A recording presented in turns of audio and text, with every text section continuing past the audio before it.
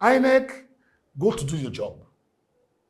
Like I previously said, make room for alternatives systems. In the event that a network A is not functioning, let us have 1, 2, 3 networks. There are some communities in Nigeria where we don't have a total of network coverage of all, but there are some networks that function in those localities. That seems to be stronger. So I need to carry out a survey and understand where networks, where they differ and where they are stronger. So you deploy to such location, communities or locations where you know that a particular network, like we say, we should mention network name now. A particular network is better and stronger. So you deploy such network to such locality. It's not just about coming to cast your vote and go home. It's about ensuring that your vote counts. And both those that came to vote, party agents, ensure that if it is on-time transmission, it is transmitted. If it is from ECA being signed by both parties and also taken to collation centers, it is duly signed. Everybody, because this is our right. It's not just come and take money and you vote and go home. No. If you vote bad leadership into government, you will suffer for it for the next 4 years. So when we come to vote, ensure that your vote counts. President Bola Ahmed Tinubu on Wednesday this week signed the Electoral Act Amendment Bill 2026 into law. Despite agitations from Nigerians over a controversial clause that makes electronic transmission of election results optional, Mr. President assented to the bill during a brief ceremony at the presidential villa attended by the Senate President Godswill Akpabio, Speaker of the House of Representatives Abbas Tajuddin, Senate Leader Okpeyemi Bamidele, and Deputy Speaker Benjamin Kalu, and other government officials. With the presidential assent, the bill has now become law, meaning subsequent elections in Nigeria will be conducted in line with the amended provision. The two chambers of the National Assembly passed the bill on Tuesday after months of debate and deliberation. Initially, the House of Representatives passed a section or version of the bill in December, mandating the electronic transmission of election results from polling units to the Independent National Electoral Commission result viewing portal, the IRF, immediately after voting counting. The Senate, however, rejected mandatory electronic transmission and retained the provisions in the 2022 Electoral Act allowing results to be transmitted to the collation center without making electronic transmission compulsory. The Senate position attracted criticism from many Nigerians who urged lawmakers to adopt the House's earlier version. Now, however, like I said on Tuesday, the Senate re-amended its decision and resolved that electronic transmission would remain optional. The provision includes a caveat made in the event of internet failure. Form EC8A will serve as a primary means of result collation, and that's what they meant. But as of yesterday, Thursday, some Nigerians and civil society organizations were still dissatisfied with the whole process and saying that most Nigerians are indeed disappointed in Mr. President's assent. But many believe that where the real drama will be the final outcome of the election if it goes the way of the ruling party, with the opposition already crowing foul because of the bill right now. So before the drama begins, there is every need for us to talk about it on the show today. And that's what we're having as a major discourse. We're talking about the new electoral bill and the issues within, knowing that undermining Mr. President seems to have put pen to paper. It looks as if not just the opposition, but civil society organizations and some Nigerians seem not to be satisfied with that very bill. But anyway, satisfaction or not, or whichever side of the divide you seem to be, there is every need for us to critically look at it today on Dialogue. Hence, we're talking about it. And to truly help us talk about it is no other person, but anyway, I'll call him a politician of high repute, but also, funny enough, a civil society organization. He has one, and I'm talking of no other person but Mr. Augustin Uwuseba, JP. Good morning, and I'll not call you comrade. On the mind, I know you are having an NGO, but I'll not call you Mr. So we put our bone of discussion on what we're talking about. Good morning and welcome to the show, sir. Thank you. Good morning, Mr. Mike. Thank you for having me. Well, anyway, before we talk about the contentious issue, clause 16, that very 158 passage bill and all of that, I would really want us to rather start with the quick assent of Mr. President to that very bill. Just on Tuesday morning, the Senate had not even fully decided on where it will lie. The National Assembly have not had a total push on it. We waited till about 12:123. We finally got that both of them have come together and talked about clause 60 of that bill. And just on Wednesday, after the passage on Tuesday, some hours, Wednesday, in the early hours of Wednesday, President Bola Ahmed Tinubu has put paper to pen. Well, anyways, we also got information yesterday that the ADC said they will lead Nigerians out onto the street to protest the assent, the quick assent. And not only that, the drama that will definitely unfold when, like I said in my introduction, it does not go the way of the opposition come 2027. But my own question before we look at all of that drama, are you satisfied with the quick assent? One of the fastest we've had in recent time of President Bola Ahmed Tinubu to that. Okay, thank you, Mike, for having me this morning. Quickly, if we go by the presidential assent to the bill that has been passed by the Senate and the House of Representatives, you agree with me that, there's a time frame set. Yeah. We used to have 360 days. Now it's not 300 before days. publication of now it is not 300 days. Okay. And if the president does not assent on time and the thing becomes law, it then means we will be running short of days. And take into consideration that they're also conscious of Ramadan and Lent. Okay. You understand? Which came almost immediately. Almost immediately. After its assent.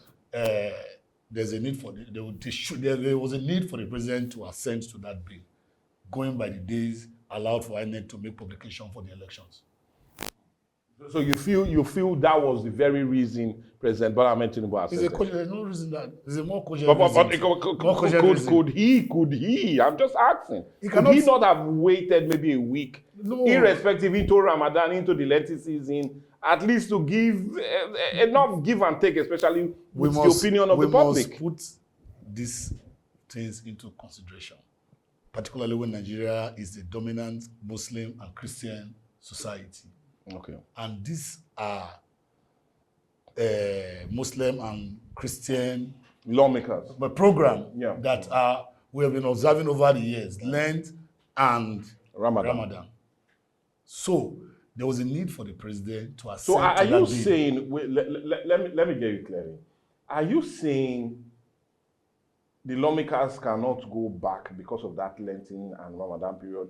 Are you saying Mr. President cannot assent to it, even if you've started the Lenten or Ramadan? Because that's where the bone of contention lies. No, what we're trying to say here, Mike, is that, INEC as an organization, they are given a time frame to make their publication. 300 days. 300 days. And let's February, maybe March to February 2026, which is the time for election. It should be about a year. Which is about 360 days. There should be some room for maneuver, adjustments, and all that.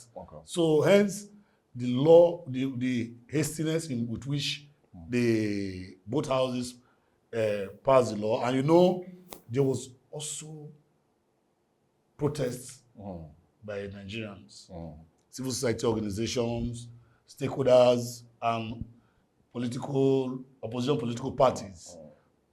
So they had to make amendments and then allow for what arguments that were coming forward to be taken into consideration. And the amendments were made, bill was passed by the both houses and sent to the president for assent. So the president quick assent to the bill. I don't see anything wrong about it. Okay, anyway, let's leave Mr. President's quick assent to the bill and look at the bill itself. Because there's another bone of contention that Nigerians are sticking out is, yeah, we know the two chambers of the National Assembly had some months to really deliberate around this. Yeah. And even funny enough, we even had the first passage by the House of Representatives in December. But there's this feeling from Nigerians that they were not given enough time and hearing public opinion. There was no robust public input into this. Because if there were robust public input, the protest would not have come immediately. The Senate talked about the optional way of electoral transmission of election results. So my question, do you feel there was enough time used by both houses of the National Assembly to deliberate these issues? And do you feel Nigerians were carried along with public hearing, with advertorials, with everything? Do you feel they were carried along when this bill was being thought through? To some extent, Nigerians were aware and they were informed, they were carried along. But our own, like some of us in civil society, were against the Senate going on recess for such a long time. Okay. And didn't allow for input by Nigerians. But however, they resumed early January and confronted issue at hand, which was basically the electoral but was that enough time? Talking about coming back January, mid-January, and passing a bill almost less than a month after. Was that enough time for Nigerians to fully be aware, participate, be a voice in this new electoral act, or bill rather? From the unfolding drama after the Senate sat and they were discussing about how to pass the law, particularly when they excluded on-time, real-time transmission of the electronic results. You know, Nigerians mobilize, civil society mobilize, and made protests, petitions to the National Assembly, and they listened. So it therefore means Nigerians were informed. Nigerians were carried along. Okay. And like I always say, we must continually raise the conversation. Try to hold leadership accountable so that they, as leaders, we know that the people they are representing are feeling whatever decision they take, because it affects everybody, particularly when it comes to elections. Yeah. You understand? So Nigerians were fully involved, civil society mobilized, and I thank God that the Senate heed to the request of Nigerians. Partially. Okay. Now, let's now come to really the contending issue. Okay. And before we do that, let's let Nigerians be informed that the House of Representatives were one of the first group that really passed the new Electoral Act before the Senate now had to do theirs. And way back in December, they made it mandatory for the e-transmission of results. Yeah. Funny enough, the Senate also went towards that route, but excluded the real-time. We had protests that were staged, like you said, and they now fall back to say, okay, yeah, it should be retransmission of result, but the caveat there of clause 16, that if no network is available, then it becomes optional, and the EC8 form should be used. Now, that is where the problem lies. The EC8 form, many feel it can be compromised by the electoral umpire, irrespective, maybe the electoral officer in charge. So, is it not like we are returning back to those old days that we had issues as it concerns the credibility of our election via the people that are mandated to do so? Because that's why we went electronically. That's why we thought of introducing the electronic transmission. So are we not returning back to those dark glory days of we having human input that has always served the country in a negative way doing this? I just want your reaction to all of this. Michael, first and foremost, we cannot totally eradicate human input or intervention in any electoral process. or electronically electronic process. Okay. You cannot totally, because it's human that feed the electronic information. Okay. AI or whatever thing you call it, we feed them information before they react. Okay. Okay, that having Place that on the ground. on the yes. ground. Let's come to the election itself. the election transmission result and whatever. You know, even in advanced democracies world over, there's always this not it being 100% perfect because of human interactions and all that. However, you should note that, one, the bills have been signed into law. Okay.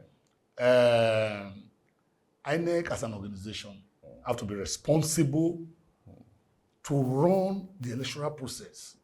They had made budgets, money have been approved for them. They have to be responsible. Now, coming to real-time transmission. Because the issues are, if there is network failure, I, as a person, would like suggest to INEC, if I'm in charge of INEC, we have to have backups. Okay. You know, in our local settings where we do business and all that, you take more than one network to operate. You understand? Maybe you are using MTN, you come up with Glow or the other network as the case may be. And I prefer if we don't all because so it's cheap public. They should rather be coming to Atlantic to advertise them. Okay. Well, Okay. So there must be an alternative. There must be a backup, because you will not rely totally on one network. That is one side of the argument. So there must be an alternative. In the situation that A fails, there must be B. In the thinking of INEC, in the Senate and the House of Rep, you know, most of the arguments are that suppose network fail, what do we do? Do we disenfranchise those people in the area that network failed as a result of failure of network? We cannot transmit the result real time. Do we disenfranchise them of their votes? Because they are Nigerians. So let us put an option whereby network fail, you now fill your form EC, A, and all that, and that will be accepted as a form of the electoral process. Yeah. Now, at each election unit, polling unit, there are agents of all parties. Yeah. You understand? If agents are sincere, they are not compromised, and they are willing to defend their election. We're talking about party agents. Party agents. And not the electoral officers. Not the electoral officers, not the party agents. Because the electoral officer is there to do his job. The party agents will monitor the process and sign each form. They sign the form. Each party agent sign before the INEC staff will transmit or we carry the form, manual form, to process to collation centers.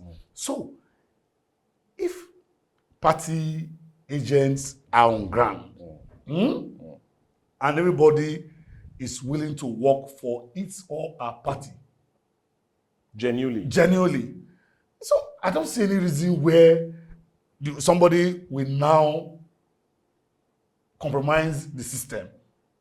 Okay, you feel what you are saying now is, if we have the party agents there, it is almost impossible for the electoral officer to transmit, or rather at the end give a fake result. Because the party agents will definitely want to sign and will have a copy of it, so at least they can hold as evidence if the officer does something differently. Wrong, different from what. Okay. But, you know, having said that, like we always say, the Nigerian factor. You know, I'm always of the opinion that, you know, we must put this thing to test. We're a young democracy. Okay.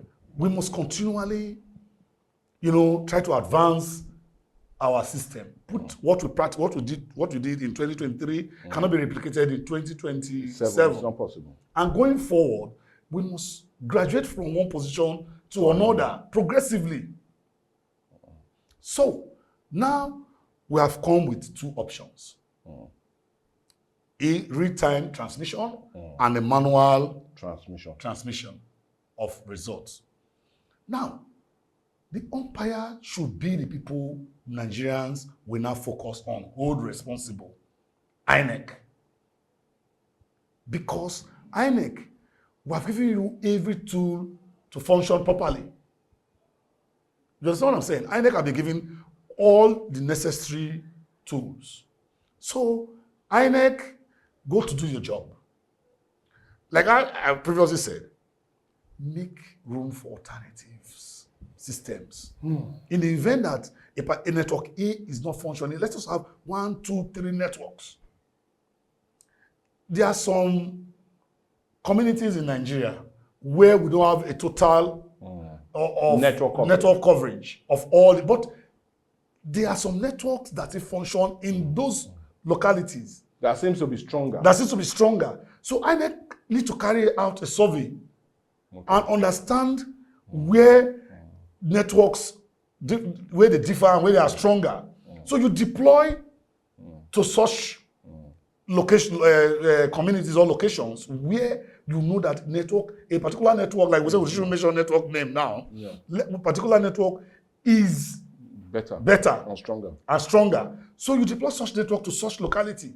Where in urban areas where networks are a bit better, it's also good to have backup, because sometimes networks can be frustrating.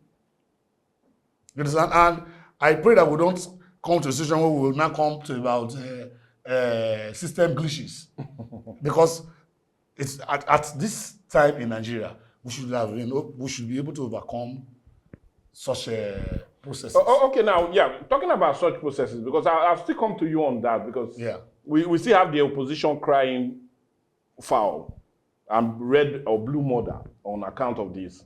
Now, I want us to look at what President Bola Ahmed Tinubu said during his absence. And he spoke a lot. He said a lot. And he talked about really applauding or commending the lawmakers for doing their job. He talked about especially the for listening to Nigerians. And also for listening to Nigerians, especially the issue or the controversy surrounding the bill until its final passage. And I rather not want to take Mr. President out of context. I rather want to see what he said. So it doesn't look as if I'm speaking for him. Now, let's just go. He said, in fact, for final result, you are not going to be talking to the computer. So Mr. President said, you are going to be talking to human beings who will announce the final result. And when you look at the crux of the various arguments made by Nigerians, should question over broadband capacity, and how technical we are today, not be put forward, because tomorrow we might also need to look at the issue of connectivity. So Mr. President said, and he had a lot to say about that. And but my question now is this not an indictment on our network providers? Because if you look at it, we have one of the best and fastest growing network providers, not just on the continent, but in the world. And we are trying to market our different indigenous companies, trying to see how we can bring foreign direct investment into the sector. And yet you are telling us that we cannot in every way rely on the capacity of our network providers. So is that not an indictment on the capacity of our telecom companies in Nigeria and bad for market? I'm just talking about his statement. Michael, I won't speak for telecom companies, you understand? Because there are some times that the networks are frustrating. Yes, particularly you want to do business, you want to do some research, and you find out that you are in a location where networks are frustrating. You know, I think that's what the president is trying to speak to. You know, but like I said previously, INEC as an independent body must do an on-the-spot assessment and know what network better fits a particular place, society or community. You understand? So they can easily deploy such to such areas. But sir, before you go further, because this is why Nigerians are asking the questions, and I'm just more like the devil's advocate. I always help them to do. You know, would it not have been better? During the whole process of passage of the Electoral Bill 2026, now that is law, would it not have been better to also have the input of the different network providers come also have their voice, say their voice on the part of all of this? Because at the end of the day, it is them that we would also be relying on the retransmission of results. So would it not have made a whole lot of sense that you invite these telecom companies to the presentation, to public hearing, get their input before taking a broadband decision on this? Would that not have been better? That would have been a better idea. But no, I'm just asking. That would have been a better idea. But so you hold them accountable at the end of the day. Mike, it's not also late. We have not started the electoral process. But the bill has been signed. No bill has been signed. Now, from what you are saying, that's why I'm coming from your argument now. Yes. That wouldn't that be better that they were invited in the process? Yes. Now they are not invited in the process. Now we raise the conversation. It's another conversation you have raised. Network providers, please. The state has a committee on telecommunications. Of course, they do. Invite them. Let us discuss this robustly as Nigerians. And see where the issues are. And see where the issues are or where they might come from. And try to nip this thing in the bud before we go into the election itself. Mind you, there are some, I think, it's Osun State or so. Osun State is going to have an election before the general election. Off-season elections. Yes. So, Ondo State too.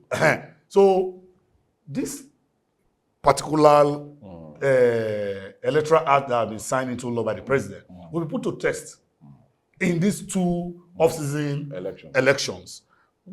As Nigerians, we will observe, we will see what will be done. We will take notes.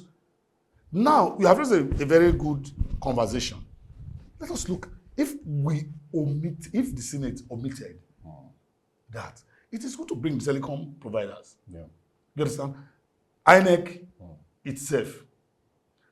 Mind you, apart from even the Senate bringing them together, that should have been the job of INEC itself. Invite them, because INEC, we have given INEC a responsibility to deliver for Nigerians. We have given INEC a responsibility. Please, INEC, deliver for us. Do you understand? So, INEC should be in a position to invite the network providers, you understand, and see how they can synergize and work together to give us a better election. Okay, now, you've just almost taken it out of my mouth. And the next question I'll ask, because the opposition thought this way, that normally the telco providers would have been invited and strong interactions with them would form the base and crux of Clause 60 of this new electoral bill. But it was never happened. It never happened. Hence, even the opposition came out to say, if bandits in the forest can transmit real-time their kidnap ventures, evil enterprise, then why can't we transmit real-time election results? Mike, you see, coming to the elections, you see, INEC must be responsible to its duties. So it's on the table of the National Assembly. Then the judiciary must defend democracy. Okay. They must be upright to defend democracy. So the umpire, which is independent, they are saddled with the responsibility to run and give Nigeria proper elections. The INEC chairman, Professor Amopito, yes, you understand, must, as a Nigerian, you understand, live up to the yearnings. You understand? And prove to Nigerians that it is not the INEC that we used to know, but it's a new INEC. And we have a new electoral law signed. You understand? So, yes. So let us go to work. You understand? Because INEC has been giving so much money to deploy logistics, security. And funny enough, they are demanding a whole lot now too. 873.778 billion. Mike, there's so much to be done. Deployment, security, logistics, and all. And miscellaneous. Miscellaneous. 42 billion. The internet, the network providers are also going to be paid for all that. Mind you now, this law also carried that the registration is electronically done. That's registration. Through the beavers. Accreditation through the beavers. So, you now know that there's going to be a lot of technological deployments. You understand? And it may be advanced than what we used to have in 2023. So, all this costs money. Okay. And there's going to be a lot of security deployments. You understand? We have to assure Nigerians that they are safe when they come out to vote. You understand? They are not they are not going to be intimidated by or killed on during the process. You understand? So, then you know, there's going to be a lot of sensitization work going to be carried out across board. So there's a lot on the table of INEC. Okay. You understand? As the National Assembly have done their bit. So we as Nigerians, we must raise conversation. INEC, this is what we want. This is what we want. Why is INEC not doing this? So INEC, the ball lies on the table of INEC. So are you saying now that all of this drama is now totally away from the National Assembly and the tables of Mr. President? No. Well, it has left Mr. President. So the President has assented. You understand? The President have given an assent. The President claim is unbiased. He has done what Nigerians want. We as Nigerians, we need to hold INEC accountable. Our focus now should be INEC. Give us a proper election. Then, like you previously said that a lot of opposition parties are crying blue blood. Yeah. Now, opposition party, go and do your homework. When you feel there were gaps, block them. You see, I studied the election process in Ghana. Okay. And from their campaign to voting. Mike, I was in Ghana, I think during one of the presidential election, two political parties passed each other in the street, on the same street. There were no clashes. Two opposing political parties. They passed each other on the street, no clash. Everybody was celebrating and doing their thing. Then, during the voting itself, these people will sit down, because it's not just about coming to cast your vote and go home. It's about ensuring that your vote counts. And both those that came to vote, party agents, ensure that if it is on-time transmission, it is transmitted. If it is from ECA being signed by both parties and also taken to collation centers, it is duly signed. Everybody, because this is our right. It's not just come and take money and you vote and go home. No. If you vote bad leadership into government, you will suffer for it for the next 4 years. So when we come to vote, ensure that your vote counts. Okay. When your vote counts, we are all satisfied that this is what we voted for. So you find out that after elections, there will be less litigations. The Mr. A that lost or Mr. B that lost an election or who won, we know that truly, for sure, I lost an election. Yeah. And I want to congratulate the winner. Yes, sir? And you see, in Nigeria, the winner takes it all mentality is also there. Yeah. The syndrome, you understand? Let us, even after winning, stretch hands of fellowship to the losers. Let them be encouraged to join ideas. You understand? Because all this is about nation building. It's not about winning and go to sleep or winning and do what you like. It's about how do we have a proper system running. So we're talking about how do we build our nation. And you see, to some extent, I'm also not in support of every election cycle we go back to amend the Electoral Act. No. Put this one to use 1, 2, 3, 4 election cycle, and let's see how it works. Yeah. If there's a need to modify. If there's a need to modify, we now know that, okay, we can modify after some time. But it's not just if something fails next year, next election cycle, we come back to the same process again. No. We come back to now, parties have been given direct primaries. And though I find at the consensus. You understand? But definitely many persons who, irrespective of direct, will almost end up being consensus. So I find at the consensus, because consensus will be paddy and they agree, and let him take the day. Let us, if we say let's sit towards the direct primary, let everybody come to vote for the candidate they want of their choice. Okay.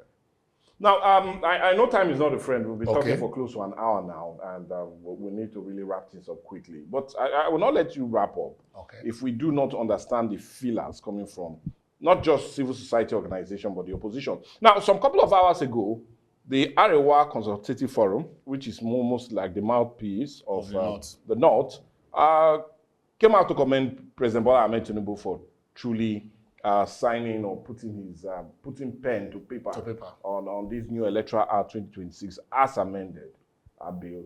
And they said a whole lot. And one of the major things they talked about is they feel this move is a necessary step ahead of the 2027 general elections. But looking at the general elections and hearing that the opposition are crying, in your own honest assessment, are we going to really have a seamless election at the end of the day if the ruling party wins? Because they're already crying now that, oh, you've made the goalpost seem to be unfavorable for the opposition. And likely you want to use that as a yardstick in denying the victory of the opposition, in weakening the opposition, in every way making the opposition have little or no voice of their own. And already even setting the standard against the opposition on account of the elections come next year. So my question, would all of these issues, if not fully trashed, because you said it's now off the table of the National Assembly and Mr. President, now on the table of INEC, if these problems still pose a great challenge in next year's election, will it not be an issue? Mike, you see, I always say something. Are we not going to return back to this issue? We must keep on advocating, raising the conversation, raising the bar, asking questions. You understand? I'm a philosopher. How? Why? when, you understand, when questions are raised, we prefer solution. If you don't raise questions, we cannot prefer solutions. Even scientifically, you must raise questions. Scientists will begin to find, ponder and find solutions. So there is a need for us. One, you see, when I was in university, one of my lecturers used to employ us as young philosophers to raise questions for nation building. Don't keep quiet. Do you understand what I'm saying? We must continually raise the conversation. Why is it like this? Logically, ethically, morally, we must continually raise those questions. Just if you're not satisfied, raise the conversation. Let's hold leadership accountable. If Nigerians didn't cry out, maybe the real-time election, the real-time transmission would have been more of a problem. Or a debatable issue. Or the Senate wouldn't have put past that into law. But it was as an outcry of Nigerians. Say, no, the people are represented are crying. Let us include this in the Electoral Act, real-time transmission, with a caveat for, in case there's a network, optional. You understand? So, the people will always cry. You know, there's always both sides, different school of thoughts. Of every argument. Yes, there are different school of thoughts on every argument. So when we continue to argue, raise the bar, we'll now say, okay, this argument seems to be cogent. You understand? This one is workable. Let's teach towards this side. So, but my own take is that we have signed the law, signed it into law. Let's go to work with what is they have given to them, the template. Now, work with this template. Mind you, there is also in the law an element of penalties, vote buying and others, which we didn't discuss. It's part of the law.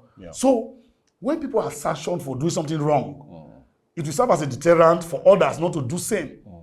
So we must take into consideration all this. You understand? So those that are need to be punished, be punished. Held responsible.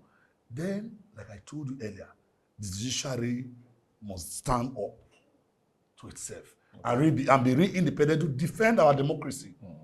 And with that, I think we're good. Okay. Well, anyway, I feel we're also good as it concerns our discussion. You know, we've been talking for close to an hour, and I've already been given the signal that we need to truly really pack up and go. And I will need to really thank you so much. Thank you so much, no other person. But our Napu Honorable. Thank you so much. Augustin Uwuseba, JP, and for taking your time and doing this with us. I would truly appreciate your insight into all of it. And your greatest take is, let's stop crying and move forward. And hold INEC accountable. Yes. That's where your stand lies now at the moment. The deal, or rather the bill has already been passed. We should leave that aside and move forward with issues that concerns the elections come next year. But anyway, we'll not be waiting till next year to thank you so specially for it. Thanking you already for coming. And like Oliver Twist, you always would know that I will always seek for more of your attention. I'll also be here. I'll make myself available. Especially, like you said, we're just running or counting down to the elections, which is just less than a year. A year from now. And many Nigerians are already asking those needed questions. And those thoughts you said we should really provoke ourselves in asking, we might be throwing them to you. All the same, thank you so much for joining us. Well, anyway, it's more like a wrap on the show today. I really need to thank you guys for being a part of it. But you always remember that the discussion does not end here. It still continues. Hence, I'll need you to send your comments, contributions, and most especially reactions as it concerns the discussion we had today. We talked about the issue of the new Electoral Act, bill. You know, it has been accepted by President Bola Ahmed Tinubu just Wednesday. And the issues within that has really generated a whole lot of controversy, especially Clause 60, giving that optional way of transmission of results. Should Nigerians still bicker or talk about it just like most of the opposition party, especially the African Democratic Congress, saying that they will do more of street protests on it? Or should we, just like our guests would say, sit down, see how we can hold INEC, the electoral umpire, accountable so we have a seamless election? Well, whatever side your reactions will be, all I know is we truly appreciate them and keep them coming. And we'll use this opportunity to thank you so much for your love and also a show of appreciation for what we seem to be doing right here. But you do know the news will come around the hour. As much as trending, we'll definitely follow. But for me, Michael Gobadia, it's a quick bye-bye. Let's see what will be next right here on Viewpoint on Atlantic TV.